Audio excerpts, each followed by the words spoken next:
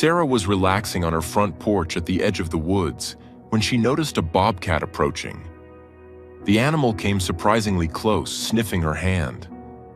The home security camera later showed her frozen in her chair, mouth wide in shock as the bobcat leaned in and placed a paw on her arm, appearing to beg for help. The animal was gaunt and desperate. It let out a strange, mournful call toward the forest as if asking Sarah to follow. A mournful cry that signaled something was terribly wrong. Sarah did the unthinkable. She followed.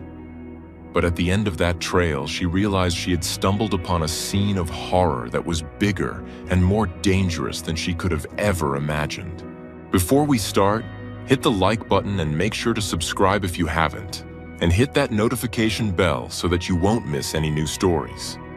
The early morning sun cast long golden rays across Sarah Mitchell's front porch in rural Montana, painting the weathered wooden planks in shades of amber and honey.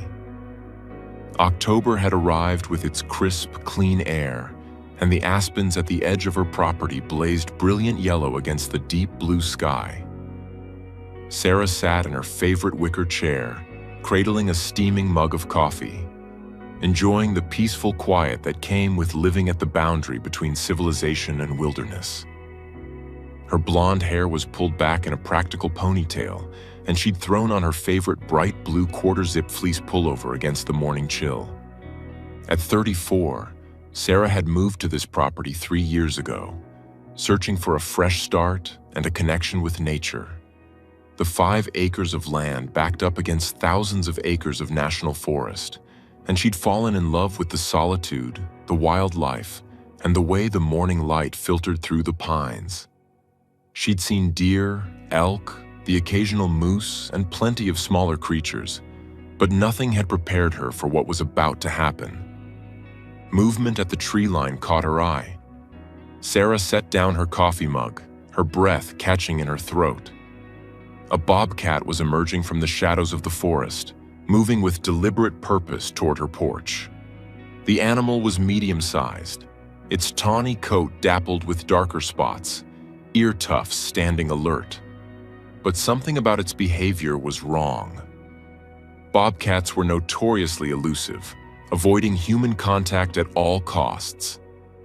This one was walking straight toward her house.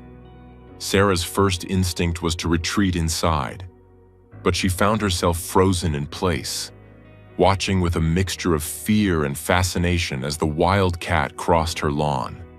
The bobcat's golden eyes were locked on her, and as it climbed the 3 wooden steps to her porch, Sarah could see that its ribs were visible beneath its fur. The animal was thin, almost gaunt, but moved with urgent determination. "Oh my God," Sarah whispered, her hands gripping the arms of her chair. Her heart hammered in her chest as the bobcat approached to within 3 feet of her. The home security camera she'd installed above the door silently recorded every moment. The bobcat stopped, sitting back on its haunches. Then, slowly, deliberately, it raised one large paw and placed it gently on Sarah's forearm. The touch was surprisingly soft, the pads of its paw rough but careful. The wild cat looked directly into her eyes, and Sarah felt her mouth fall open in shock. There was intelligence in that gaze, a desperate plea that transcended species. This wasn't a threat. This was a request. "What? What do you want?" Sarah managed to say, her voice barely above a whisper. The morning seemed to hold its breath around them, even the birds falling silent. The bobcat held her gaze for another long moment, then removed its paw and backed away several steps. It let out a sound Sarah had never heard before. A soft, low vocalization that wasn't quite a growl, not quite a meow. It was plaintive, almost mournful. The bobcat turned its head toward the forest, then back to Sarah, then to the forest again. The message couldn't have been clearer. Follow me. Every rational thought in Sarah's head screamed at her to go inside, lock the door, and call animal control. Following a wild bobcat into the woods was the definition of insanity. But as she looked into those golden eyes again, Sarah felt something shift inside her. This animal needed help. Something was desperately wrong, and somehow, impossibly, it had chosen her. "All right," Sarah said, standing up slowly so as not to startle the cat. "All right, I'll follow you. Just give me a second." She grabbed her cell phone quickly. When she stepped outside, the bobcat was waiting at the edge of the porch and began moving toward the trees. Sarah's heart pounded as she followed the bobcat across her lawn and into the forest. The morning light filtered through the canopy in brilliant shafts, illuminating patches of autumn wildflowers and golden leaves. The air smelled of pine needles and earth. Under any other circumstances, it would have been beautiful. Now it felt surreal, like stepping into a dream where the normal rules didn't apply. The bobcat maintained a distance of about 20 feet ahead, stopping periodically to make sure Sarah was still following.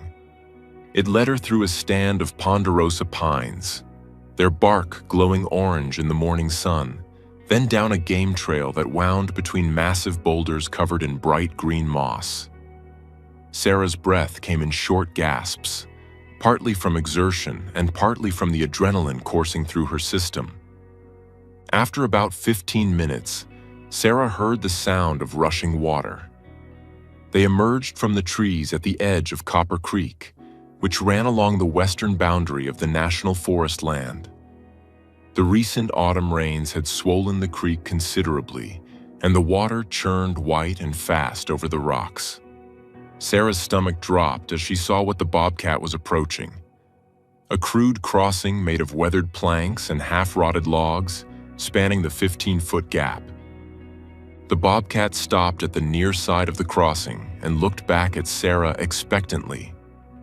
The makeshift bridge looked like it had been there for decades, probably built by hunters or ranchers long ago. Several of the planks were missing, and those that remained were slick with moisture and green algae. "You've got to be kidding me," Sarah muttered, but the bobcat was already moving carefully across, its paws finding purchase on the narrow beams with the sure-footedness of a wild creature. It reached the far bank and sat down, watching her. Sarah took a deep breath and approached the crossing. The water below rushed past with hypnotic force. She tested the first plank with her boot. It held. Gripping a rusted cable that served as a crude handrail, she forced herself to step out over the water. The planks groaned under her weight, and halfway across, one of the boards shifted beneath her foot. Sarah gasped, her arms pinwheeling as she caught her balance. The bobcat let out a soft sound. Was it encouraging her? It took what felt like an eternity, but Sarah finally made it to the far bank. Her legs were shaking, and she had to bend over for a moment, hands on her knees, catching her breath. When she looked up, the bobcat was already moving again, heading away from the creek into territory Sarah had never explored before. The forest changed character on this side of the water. The trees grew thicker, older, and the undergrowth became tangled with wild raspberry brambles and fallen logs covered in shelf mushrooms. They crossed what must have once been pasture land. Old fence posts still stood in crooked rows, and the grass grew tall and wild where cattle had once grazed. Sarah could see the outline of what might have been roads or property boundaries, now reclaimed by nature. The bobcat led her deeper into this forgotten landscape. Sarah checked her phone. No signal. They were well beyond the range of the nearest cell tower. A flutter of unease passed through her, but she pushed it down. The cat moved with purpose, occasionally pausing to sniff the air or listen, always ensuring Sarah could keep up. The sun climbed higher, filling the clearing ahead with bright, clear light. And then Sarah saw it. An abandoned barn standing in a large, overgrown field, surrounded by the skeletal remains of what had once been a substantial property. Weathered livestock tags hung from rusty nails on fence posts. Lengths of old rope, brittle with age, lay half-buried in leaves. Rusted tools, a pitchfork, shovels, what looked like animal control poles, were scattered around like artifacts from another era. The barn itself was massive, its red paint long since faded to a ghostly pink-gray. The doors hung at crooked angles, the boards bowed and weather-beaten. Rusted livestock pens were visible through gaps in the walls. But what made Sarah's blood run cold was the sound coming from inside. Faint movements, scraping, and something that sounded like a low, distressed cry. The bobcat approached the barn entrance and paused, looking back at Sarah one more time. Then it slipped through the gap in the doors and disappeared into the shadows within. Sarah's hand trembled as she reached for the barn door. The hinges screamed in protest as she pulled it wider, and daylight spilled into the interior, revealing a scene that made her heart sink straight to her stomach. The barn's interior had been converted into makeshift pens and cages, crude enclosures built from chain-link fencing, wooden pallets, and steel bars. And inside those enclosures were animals. Wild animals. Exotic animals. Animals that had no business being in a Montana barn. In the first pen, 3 more bobcats huddled together, all showing signs of severe neglect. Their coats were dull and matted, their bodies thin. One had a visible wound on its flank that looked infected. In the next enclosure, Sarah saw something that made her gasp out loud. 2 African servals, their distinctive spotted coats and large ears unmistakable. The elegant wild cats paced nervously, their long legs carrying them in endless, anxious circles. Further back, in a cage that looked barely large enough to turn around in, a young lioness lay on her side, her breathing shallow and labored. She couldn't have been more than a year old, still showing some of her juvenile spots. Her golden eyes tracked Sarah's movement with a mixture of fear and what looked like desperate hope. In crude wooden boxes stacked along one wall, Sarah heard the rustle of feathers. Peering closer, she saw large birds, hawks, maybe falcons, their wings clipped, their magnificent forms reduced to hunched, frightened shadows. One box contained what looked like a juvenile golden eagle, its fierce eyes dimmed by captivity and poor care. The smell was overwhelming, a mixture of waste, decay, and the sharp tang of fear. Water bowls were empty or filled with algae-green liquid. Food dishes contained only scraps of moldy kibble. These animals had been abandoned, left to die slowly in this forgotten place. The bobcat that had led her here moved through the barn with heartbreaking purpose, stopping at certain pens and making soft, mournful sounds. It paused longest at an empty cage in the corner, sniffing the bars, and Sarah understood with sudden, painful clarity. This bobcat had been imprisoned here too. Somehow, it had escaped. And instead of running as far away as possible, it had returned. Not for itself, but for the others left behind. "Oh God," Sarah whispered, tears streaming down her face. "Oh God, what is this place?" She moved quickly to the lioness first, dropping to her knees beside the cage. The young cat lifted her head slightly, too weak even to growl. "I'm going to help you," Sarah promised, her voice breaking. "I'm going to help all of you." Sarah fumbled for her phone, praying for even a weak signal. Nothing. She moved around the barn, holding the phone up, watching the bars flicker between 0 and 1 bar. Finally, in the doorway, She caught a single precious bar. Her hands shaking, she dialed 911. 911, what's your emergency? My name is Sarah Mitchell, she said, the words tumbling out in a rush. I'm somewhere west of Copper Creek, maybe 3 or 4 miles from Bridger Canyon Road. There's an abandoned barn here, and inside, there are wild animals. Exotic animals. They're trapped and they're dying. Please, you have to send help. There are bobcats, servals, even a young lion. The connection crackled and broke. Sarah looked at her phone in despair. The single bar had disappeared, but the call had gone through. They'd heard her.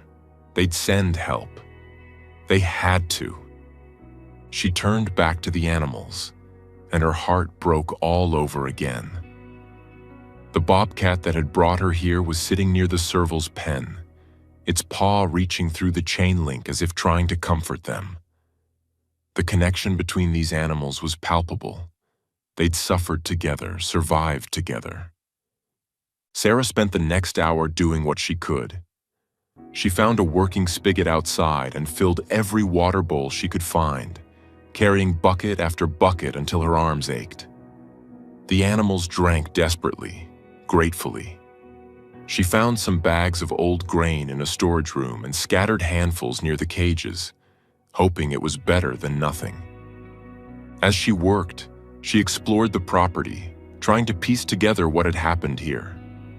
An old trailer sat behind the barn, its door hanging open. Inside, she found paperwork that made her stomach turn. Shipping manifests for exotic animals, correspondence with illegal wildlife dealers, even photos of what appeared to be canned hunting operations where people paid to shoot captive exotic animals in enclosed spaces. This hadn't been a legitimate sanctuary or research facility.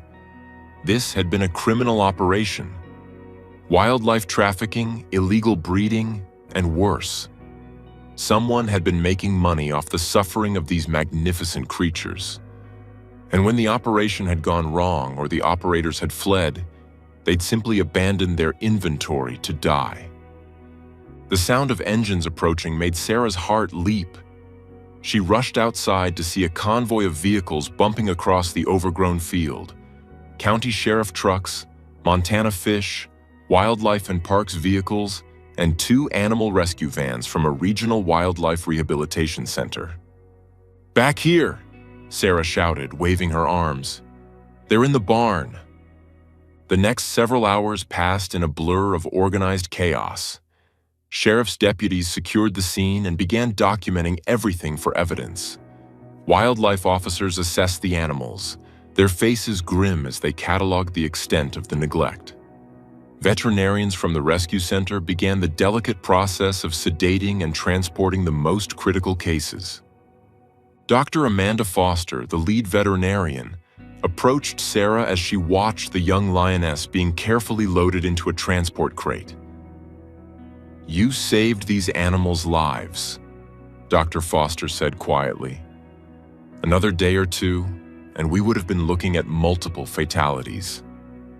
"I didn't do anything," Sarah said, wiping her eyes. "It was the bobcat, the one that brought me here. Have you seen it?" Dr. Foster shook her head. "Several of the cats scattered when we arrived, but I promise you we'll keep watch for it. If it was held here and needs medical attention, we'll do everything we can." As the sun began to set, casting the old property in warm golden light, the last of the animals were loaded for transport. Sheriff Tom Bradshaw approached Sarah with a notebook. "I'm going to need a full statement, Ms. Mitchell, but I want you to know, what you did here today is remarkable. We've been looking for this operation for over a year. We knew there was illegal wildlife trafficking happening in this region, but we could never pin down a location." "What will happen to them?" Sarah asked, nodding toward the rescue vehicles. "The animals, I mean." The ones that can be treated and rehabilitated will go to accredited sanctuaries, Sheriff Bradshaw explained. The native species, the bobcats, the eagles, if they can survive, will work toward eventual release. The exotics, like the servals and the lion, they'll need permanent sanctuary placement. They can't be released here, obviously. And whoever did this? The sheriff's face hardened.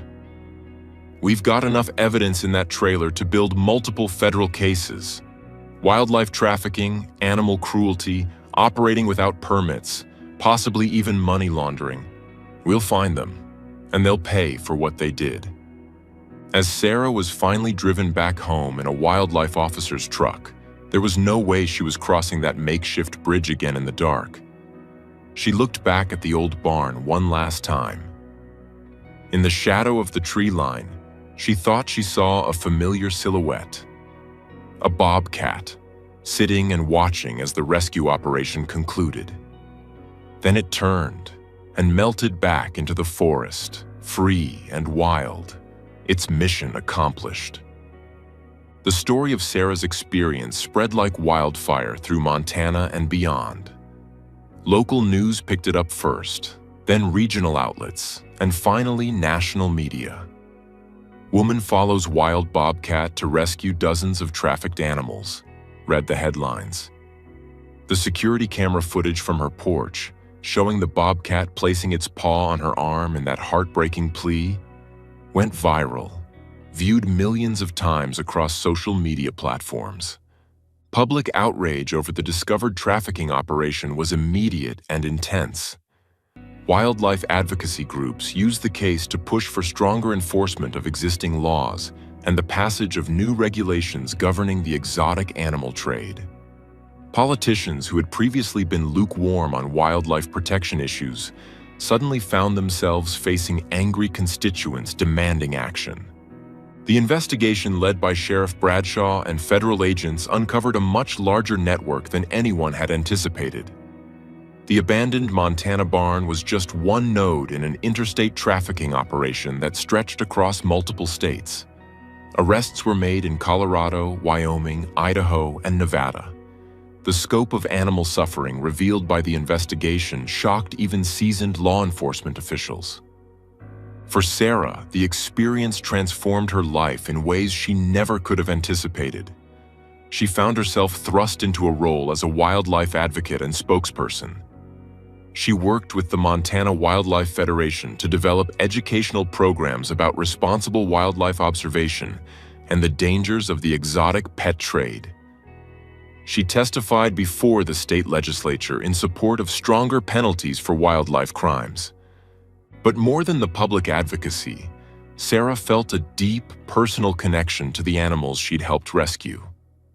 She visited the rehabilitation center regularly, bringing donations and checking on the recovering creatures. Dr. Foster kept her updated on their progress. The young lioness, now named Montana in honor of her rescue, had recovered fully and was thriving at a big cat sanctuary in Colorado. The servals had been placed together at an accredited facility in California that specialized in African wildlife. The raptors, after months of rehabilitation, had been successfully released back into the wild. The bobcats had the longest road to recovery. The one with the infected wound required surgery, but under Dr. Foster's care, it healed. The other three recovered their strength slowly, learning to trust again after their trauma. And then one afternoon in late spring, almost 8 months after the rescue, Sarah got a call from Dr. Foster. "Sarah, can you come to the center? There's something I want to show you." When Sarah arrived, Dr. Foster led her to a large outdoor enclosure at the back of the facility. It was a soft-release habitat, a space where rehabilitated wild animals could readjust to freedom before being fully released. Inside, 4 healthy, magnificent bobcats lounged in the afternoon sun. "They're ready," Dr. Foster said with a smile. "All 4 of them, and we thought you might want to be there when we release them." The release was scheduled for early the next morning, in a carefully chosen location in the national forest not far from Sarah's property. Sarah arrived at dawn to find a small group assembled. Dr. Foster and her team, representatives from fish, wildlife, and parks, and a few reporters covering the positive conclusion to the rescue story. The 4 transport crates were carried into a small clearing. On Dr. Foster's signal, the doors were opened simultaneously. For a long moment, nothing happened.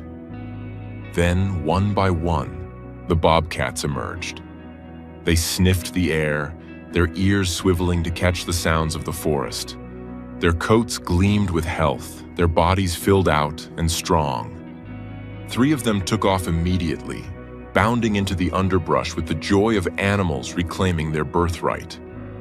But the 4th, the one Sarah thought might be her original visitor, though she couldn't be certain, paused at the edge of the clearing. It turned back and looked directly at Sarah. In that moment, Sarah felt the same strange, powerful connection she'd experienced on her porch so many months ago. The bobcat held her gaze, and Sarah could swear she saw recognition there, and something that might have been gratitude. Then it turned and disappeared into the forest, free at last. Tears rolled down Sarah's cheeks as she watched the space where it had vanished. Dr. Foster put a gentle hand on her shoulder. "You gave them their lives back," she said quietly. "All of them." In the months and years that followed, Sarah often hiked the trails near her home, always hoping for a glimpse of her bobcat. Sometimes, in the early morning light, she'd see tracks in the soft earth near her porch, or catch a flash of tawny fur in the shadows at the edge of her property. She liked to think it was checking on her, the way she'd checked on all the rescued animals. The experience had changed Sarah in profound ways. She'd learned that compassion could bridge even the wildest divides, that trust could exist between species, and that sometimes the most important thing we can do is simply listen, even when the one asking for help can't speak our language. She'd also learned that she was braver than she'd ever imagined. Following that bobcat into the unknown had required a leap of faith that might have seemed impossible before. But she'd taken that leap, and in doing so, had saved lives and helped dismantle a cruel criminal enterprise. On quiet evenings, Sarah would sit on her porch in her wicker chair, just as she had that fateful October morning. The aspens would glow in the setting sun, painting the world in shades of gold and amber.